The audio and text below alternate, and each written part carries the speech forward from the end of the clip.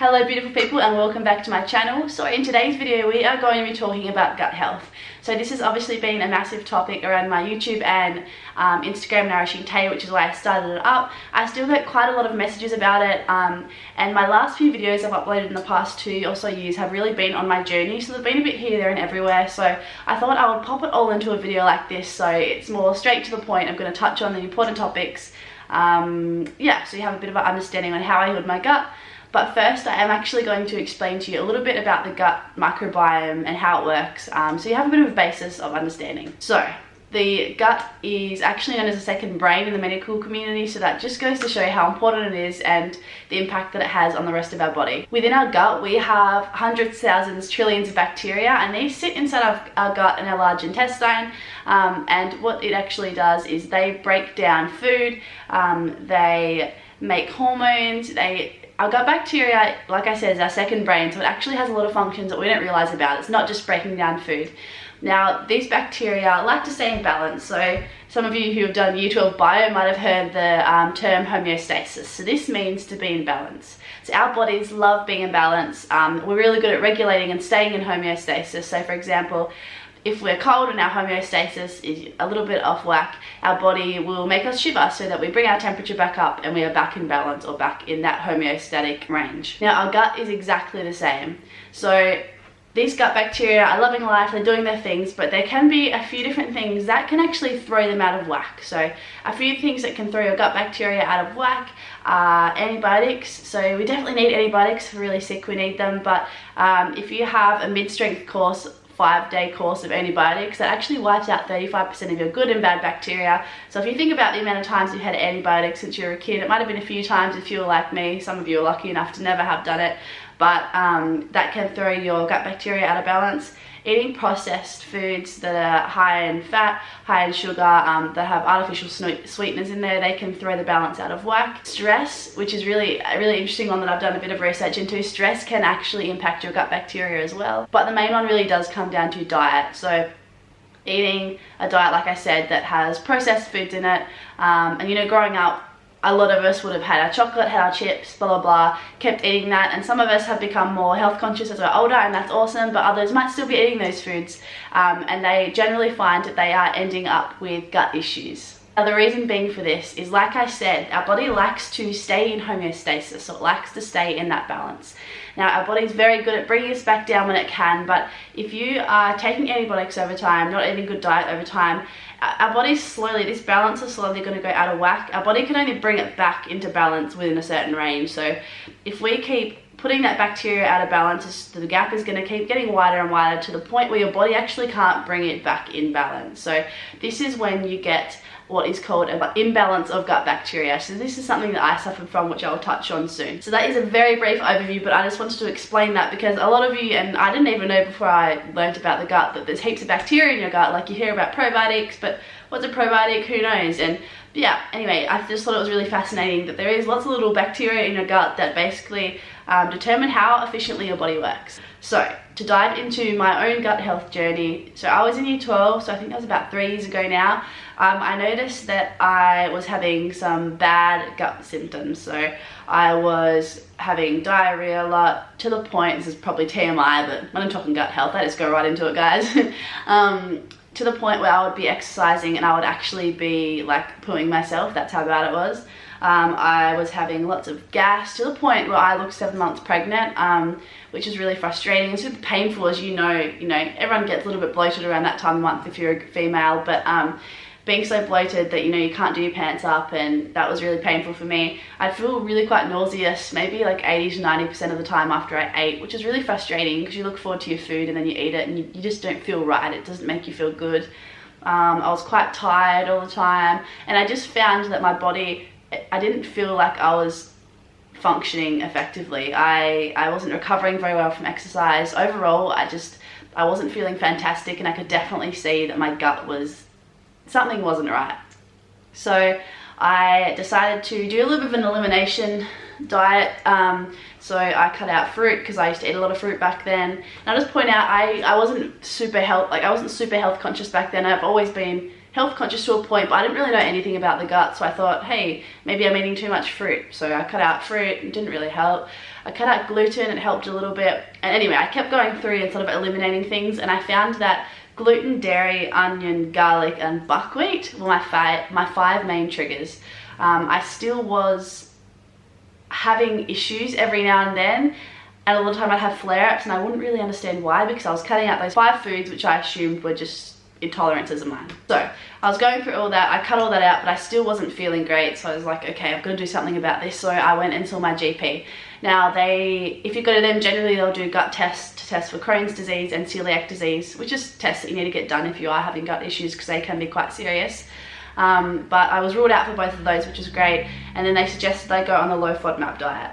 Now this is what most doctors recommend when you go to them, and the low FODMAP diet is actually a diet that is incredibly restrictive. What it does is it actually cuts out a lot of different foods and really limits what you can have. I won't go too much into it, but if you Google low FODMAP diet, you'll have a pretty good idea of how strict it is.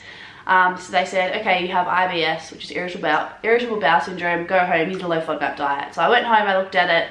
My first thought was, number one, I don't see this being maintainable for the rest of my life, and I like to have that view on a lot of things. So if I can't maintain this for the rest of my life, it's never going to work, because I'll do it for a period of time and go back. Same with weight loss or whatever it is. First thing, I was like, this isn't maintainable. I don't want to have to measure out half a cup of broccoli and half a carrot. Like, I don't want to have to be really specific with what I'm eating, and it would basically make it impossible to eat out.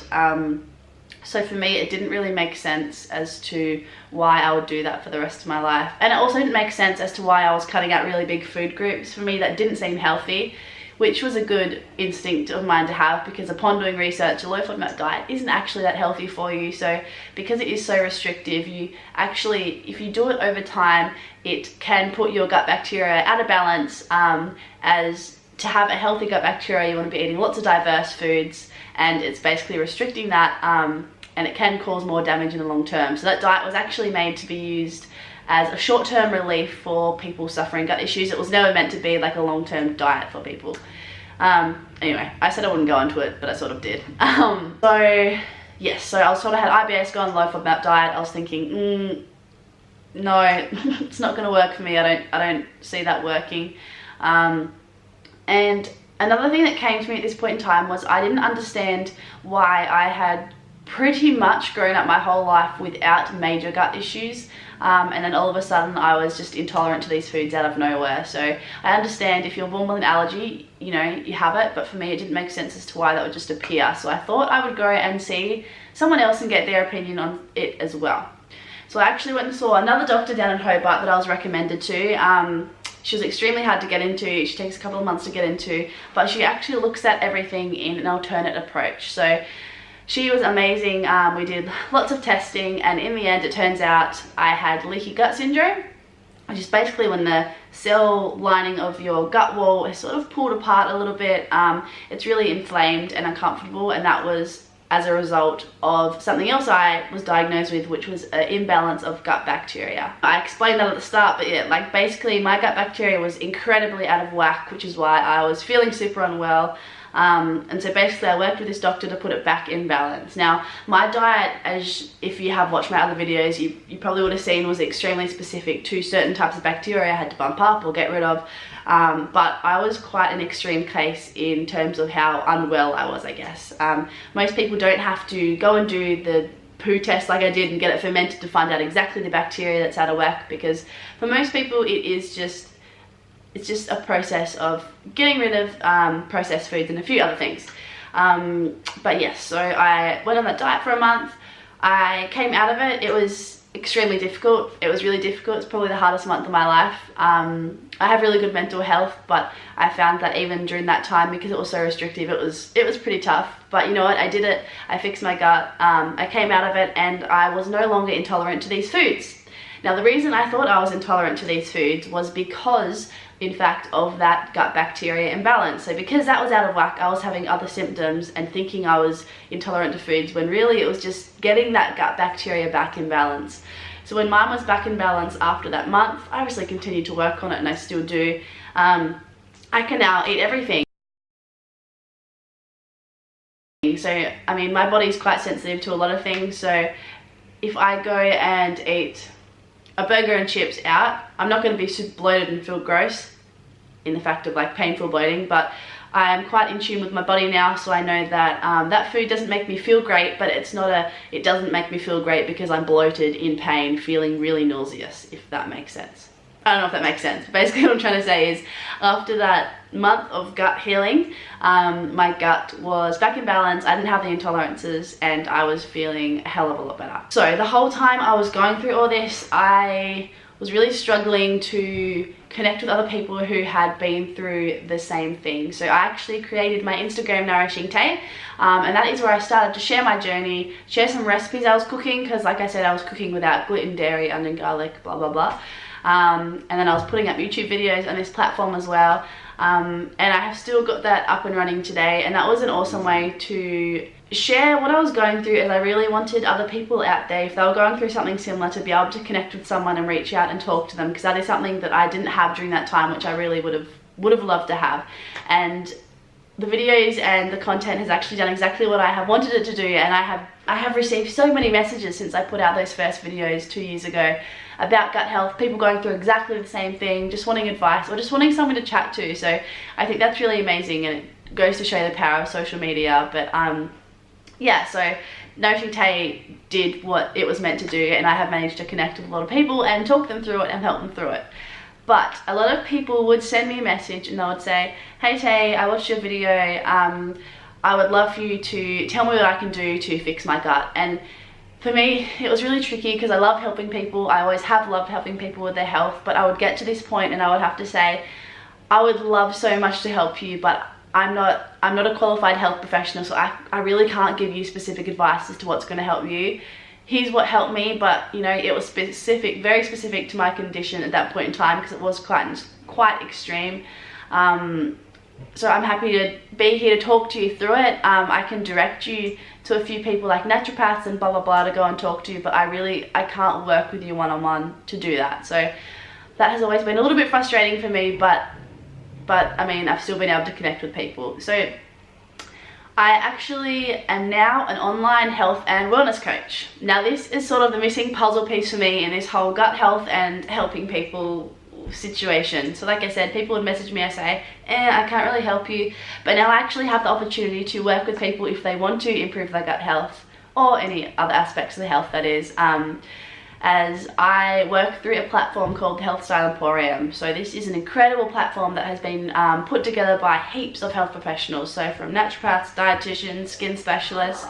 They have all put their information into this platform so that us health coaches can work through it and lead people to the right place. So now if someone comes to me and says, "Hey Tay, I'd really love you to help me through my gut health and help me, you know, help me feel good," I can do the same thing I have always been, give them like a very brief like overview and explain to them how the gut works. But now I can actually lead them through a one-on-one program. I can coach them and yeah, take them through this incredible gut health program that can help their IBS, and we can work through their food imbalances, food intolerances, if they're suffering from that, and help that gut bacteria get in balance. So I'm pretty excited that this is something I can now do. I've already working with a few clients, and two of my first clients actually sent me a message after a week and a half saying they're feeling better already, which is just incredible. So if you are interested in working with me at all and you'd love to get your gut health feeling a little bit better, please send me a message over my Nourishing Tay. I would love to tell you a little bit more about that. Gut health really is my passion.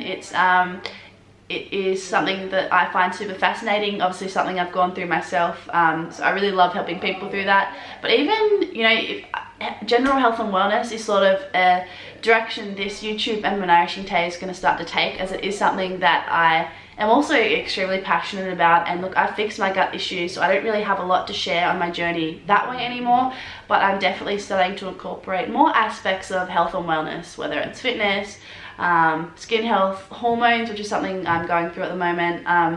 So sort of all of that is going to be encompassed into these two platforms, as well as the Health Style Emporium, like I mentioned. That isn't just a gut health program. It can be tailored specifically to the person if that is their goal, but I can also work with people to lose weight or improve their hormones and balance their hormones, improve their skin health, become more mindful, reduce stress, all the different avenues that this health coaching can take. So yeah, I think I might have covered everything here. I feel like I've talked a million miles an hour and this video is probably gone for a long time.